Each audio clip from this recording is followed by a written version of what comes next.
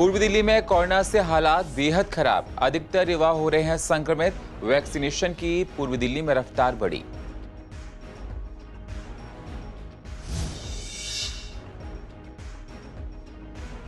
Ghazipur border पर शांतिपूर्वक चल रहा है किसानों का आंदोलन करते हुए किसानों को हुए लगभग 5 महीने। डासना और केएमपी हाईवे किया जाम, NH9 नहीं होगा जाम। पूर्वी दिल्ली में लोक अदालत पोस्टपोन होने से लोग परेशान। कोरोना की वजह से हुई पोस्टपोन, जानकारी न होने की वजह से लोग परेशान। हाईकोर्ट ने कोरोना को देखते हुए दिया था आदेश। EGCR एन्क्लेव में गैस पाइपलाइन में गैस न आने से रात को हुई परेशानी। 11 घंटे बाद सुबह 7:30 बजे चालू हुई पाइपलाइन। लोगों को भारी परेशानियों करना पड़ा सामना। कर्फ्यू की वजह से बाहर नहीं जा सके लोग। और डेंगू मलेरिया के लिए ईस्ट MCD ने कसी कमर। 200 दवाई वाले गद्दे को नालियों में लगाया। 1 सप्ताह होती है इन गद्दों की लाइफ।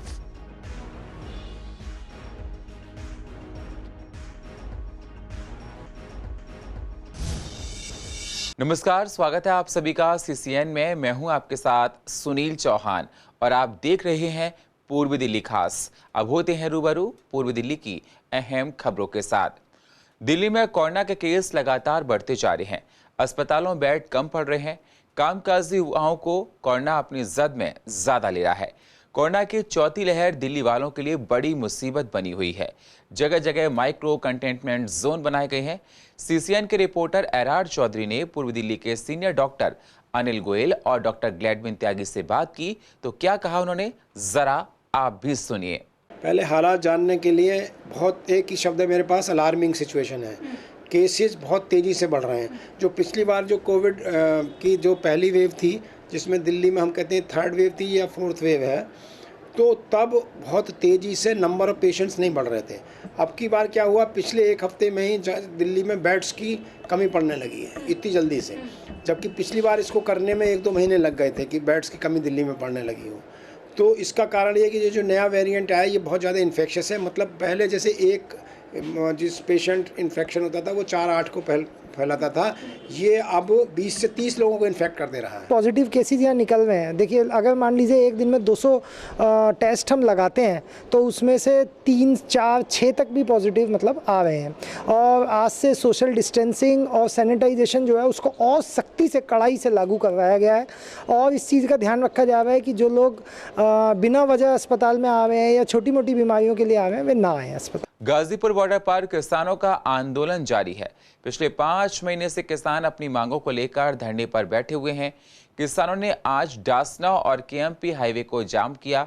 बॉर्डर पर बैठे किसानों का कहना है कि NH9 बंद नहीं किया जाएगा। अगर किसी भी तरह की परेशानी है तो लोगों को जाने दिया जा रहा है। कोई प्रॉब्लम्स वहां पर नहीं हो रही हैं। संयुक्त किसान मोर्चा ने प्रेस कॉन्फ्रेंस कर शनिवार सुबह 8 बजे से लेकर रविवार सुबह 8 बजे तक KMP और ढासना जो हाईवे है उसको जाम करने की बात कही थी। इसी पे ज़्यादा जानकारी के लिए हमारे साथ मौजूद है राजीव जादौन जी, जो प्रदेश अध्यक्ष हैं। उनसे हम बात करते हैं, आगे की जानकारी लेते हैं। जो भी हमारे संयुक्त मोर्चे की तरफ से कॉल आई है उसका पालन किया जाएगा और उसी के तहत KMP जाम किया गया है। आने जाने वालों के लिए पहले से निवेदन कर लिया गया था कि लोग घर से ना निकलें और दूसरा मार्ग चुनें। जो आवश्यक लोग होंगे, हमारी एम्बुलेंस होगी, अग्निशमन के वाहन होंगे, मिलिट्री के वाहन होंगे और हमारे जो विदेशी पर्यटक आते हैं उनके वाहन होंगे, तो उनको निकलने के लिए व्यवस्थाएं हैं। किसी के यहाँ शादी विवाह ऐसा फंक्शन है, कोई आवश्यक है तो उनको जाने दिया जाएगा, व्यवस्थाएं की गई हैं। हमारे भाइयों को, हमारे भाई हैं और हम उन्हीं के लिए लड़ रहे हैं। ये लड़ाई किसानों की अकेले नहीं है, ये लड़ाई उन सबकी है जो 2 रोटी खाते हैं। ये लड़ाई उनकी है जो इस देश में सम्मानपूर्वक जिंदा रहना चाहते हैं। ये लड़ाई उनकी है जो मेहनत से कमा करके खाने वाले लोग हैं। तो ऐसे लोगों से मेरा अनुरोध है कि सहयोग करें। और ऐसा नहीं है आज 5वें महीने में हमारा आंदोलन है, जनता हमारा सहयोग कर रही है। हम जनता का आभार प्रकट करना चाहेंगे। 5वां महीना चल रहा। अच्छा, शुरुआत से ही है। हाँ, गेहूँ की कटाई भी है, कुल इलेक्शन है, ब्याह शादी है, ये सब काम वे भी काम करने पड़ेंगे, आंदोलन भी चलाना है। कोई दिक्कत नहीं, किसान वो गर्मी भी सार है, जाडा भी सार है, किसान हटा नहीं, इतना आर पार नहीं हो, इतना हटा नहीं।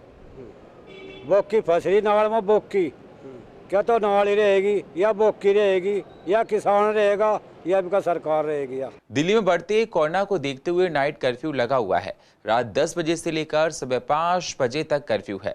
14 अप्रैल से मुसलमानों का पाक महीना रमजान शुरू होने वाला है, जिसमें शहरी की नमाज सुबह 5 बजे होती है।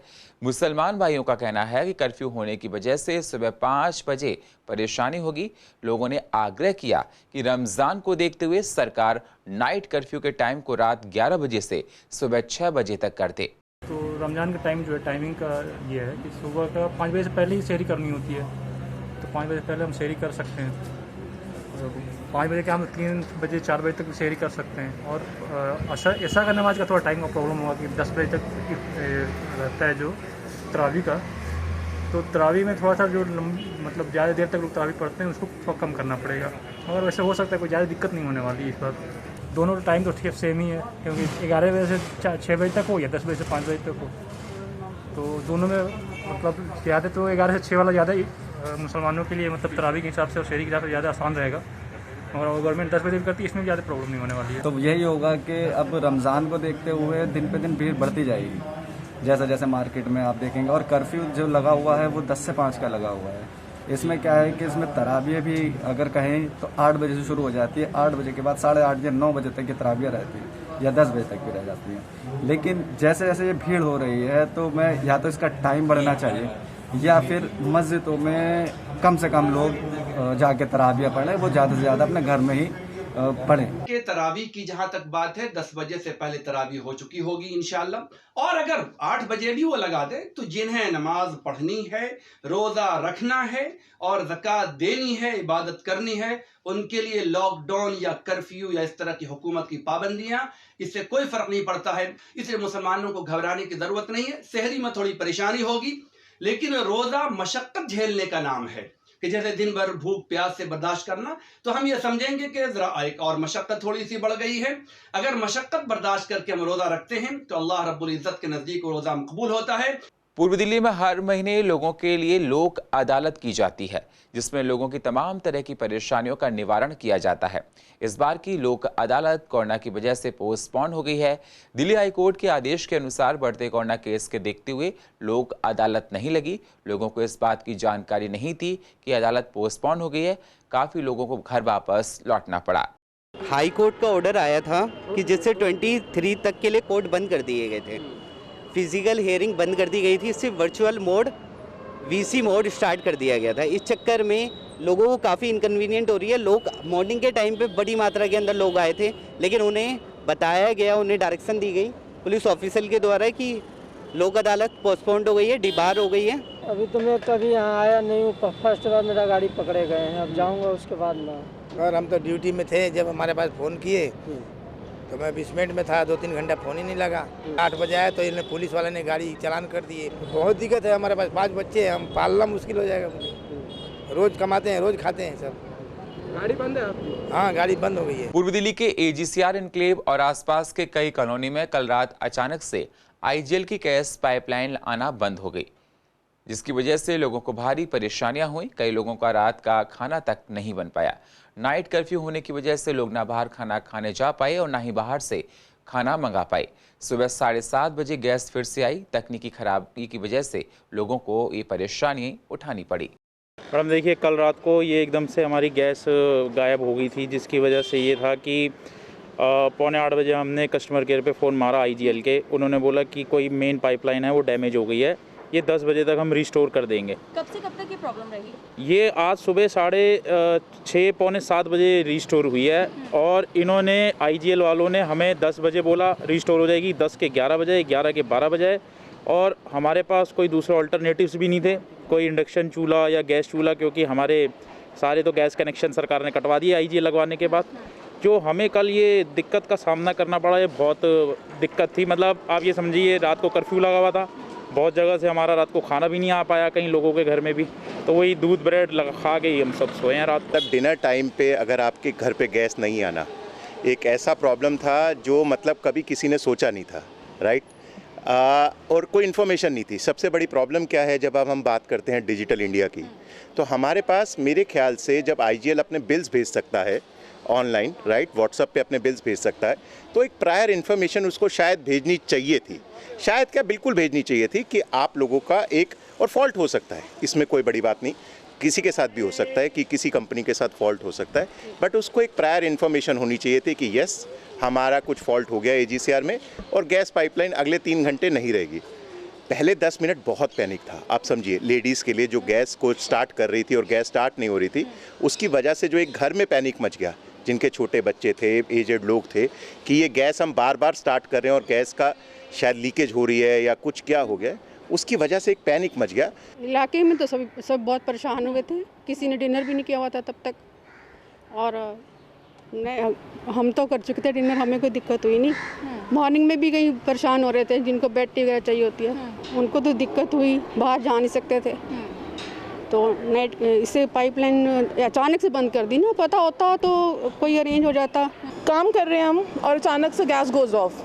मैंने मिल्क रखा हुआ है बॉईल करने के लिए, मैं रोटी बना रही हूँ, मेरे घर में बच्चे हैं छोटे, और अचानक से काम करते करते अब ना रोटी है ना कुछ मिल्क बॉईल हुआ है, कुछ भी नहीं है। ऑल ऑफ अ सडन बीच में सब कुछ बीच में आ जाए, मिड वे वो रुक गया। इस तरह की कोई इन्फॉर्मेशन पहले कुछ इन्फॉर्मेशन नहीं थी। फिर उनको कॉल किया एंड दे वर लाइक कि 1 घंटे में आ जाएगी। वी वेटेड टिल 1 आवर, तब भी नहीं आई। रात के 12 बजे भी मैंने ट्राई करी, तब भी नहीं आई। मुझे पता है मैंने मिल्क हाफ बॉइल्ड फ्रिज में रखा है, मंगा भी नहीं सकते कंसिडरिंग जिस हिसाब से कोरोना बढ़ रहा है। डर लगता है, घर में बच्चे बड़े हैं, छोटे हैं, सब तरीके के हैं, और आप बाहर से नहीं मंगा सकते हो। आप मतलब इतना क्योटिक सिचुएशन थी वो उस टाइम पे कि हमें पता है कि क्या हालत थी। अब प्रॉपर रात को 12 बजे आदमी कहाँ जाएगा इंतजाम करने के लिए। अब रात शाम को 7 बजे की गैस गई हुई है और रात को बताइए कह रहे हैं अभी 1 घंटे में आ जाएगी, फिर बताया 2 घंटे में आ जाएगी। नाइट कर्फ्यू है। तो अगर वो पहले ही कहते कि हाँ जी अपना इंतजाम कर लो, ये इंडेफिनिट पीरियड के लिए है, अभी जो ब्रेकडाउन है ये कल सुबह 6 बजे तक होगा या कल तक होगा, तो हम लोग इंतजाम कर लेते हैं। अभी क्या है कि कई ऑफिस जाने वाले लोग हैं, जैसे मेरा बेटा ऑफिस जाता है सुबह करीब 6 बजे निकल जाता है, वो बिना किसी ब्रेकफास्ट के या किसी चीज़ के ऐसे चला गया वो।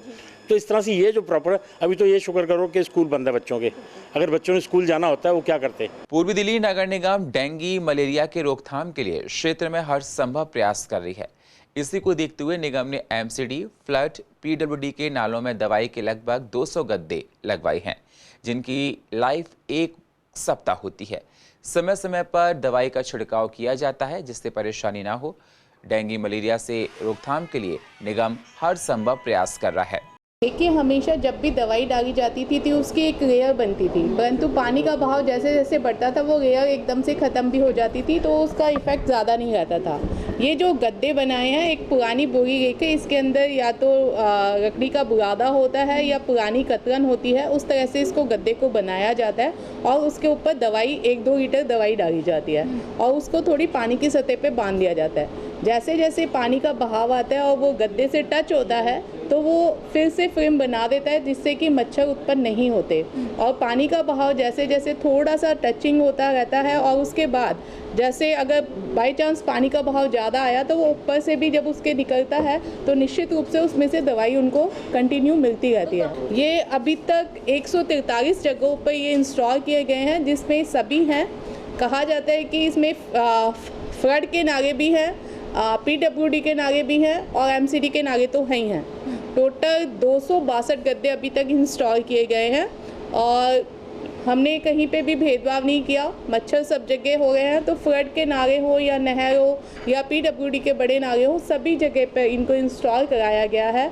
और जो दवाई डाली जाती थी उसका इफ़ेक्ट कम रहता था, गद्दे की सतह पर दवाई रहने की वजह से इसका इफ़ेक्ट 1 महीने तक रहता है। गौतम गंभीर फाउंडेशन की ओर से आज रघुवरपुरा वार्ड में निगम पार्षद श्याम सुंदर अग्रवाल और फाउंडेशन की ओर से शादरा जिला की संयोजिका कुसुम बंसल ने 146 जरूरतमंद गरीबों महिलाओं को 1 साल तक इस्तेमाल करने के लिए सैनिटरी नैपकिन, मास्क, साबुन, सैनिटाइजर के पैकेट का वितरण किया। निगम पार्षद श्याम सुंदर अग्रवाल ने कहा कि हमारे सांसद हमेशा ज़रूरतमंद लोगों की मदद के लिए काम करते हैं।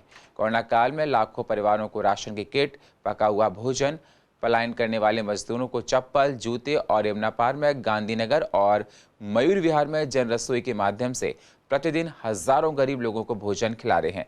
कार्यक्रम में महिला मोर्चा मंडल अध्यक्ष कंचन शर्मा, भावना वार्ष्णे, अर्चना शर्मा, प्रेमशिला, वीना राजरानी, रीना जैन, पूनम शर्मा भी मौजूद रहीं। गौतम गंभीर जी का बहुत बहुत धन्यवाद करना चाहूँगा। उन्होंने मेरे वार्ड की महिलाओं की आवश्यकता को देखते हुए 1 साल के लिए सैनिटरी नैपकिन, सैनिटाइजर, साबुन जो सामान दिया है वो वाकई बहुत महत्वपूर्ण है। मेरे वार्ड में बहुत बड़ा तबका ऐसा है जो बहुत गरीब है, जो ये सामान नहीं खरीद सकता। उनकी आवश्यकता का ध्यान में रखते हुए उन्होंने सामान भेजा। मैं अपने मंडल की महिला मोर्चा के अध्यक्ष कंचन शर्मा, उपाध्यक्ष अर्चना जी, भावना जी और जो उनकी टीम आई है सबका बहुत बहुत धन्यवाद करूँगा। खास तौर से कुसुम बंसल जी जो पिछले 1 सप्ताह से इस आयोजन के लिए लगी थी। सारा सामान इकट्ठा किया गया।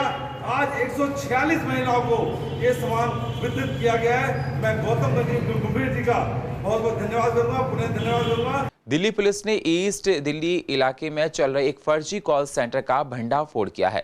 इस कॉल सेंटर के जरिए अब तक विदेशों में बैठे हुए सैकड़ों लोगों के साथ करीब 7 से 8 करोड़ रुपए की ठगी की गई। पुलिस ने इस मामले में 18 लड़के और 3 लड़कियों को पकड़ा है, जबकि कॉल सेंटर चलाने वाले मुख्य 3 आरोपियों को पुलिस तलाश कर रही है। ऑनलाइन शॉपिंग की मशहूर कंपनी अमेज़न के टेक्निकल टीम का हिस्सा बताकर ये गैंग अमेरिकी नागरिकों से ठगी करता था।